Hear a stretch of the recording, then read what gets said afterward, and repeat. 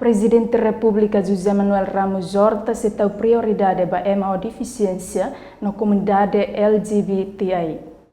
Presidente da República Democrática Timor-Leste José Manuel Ramos Horta hatou olihusinya discurso e âmbito cerimônia restauração independência Timor-Leste badala Ruanulu e Palácio Presidencial Nicolau dos Reis Lobato itara claran dili sexta-feira semanane. Basira na be it hatete deficiência. Chefe de departamento da sociedade civil e Daniel Allen Lida, conhecido e Timor-Leste, e todo conhece nia. Nia problema só visão, mas bem nia lá ia problemas kakutak.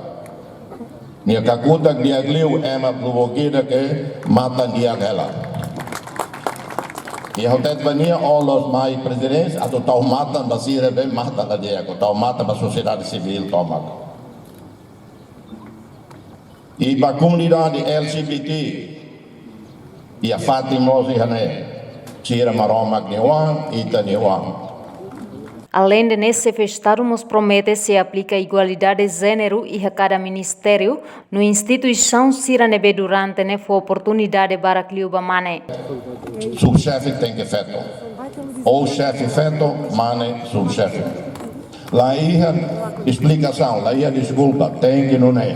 Ação simples e dane, importante tebes, baseração continuador sira hotu atubanati tuir.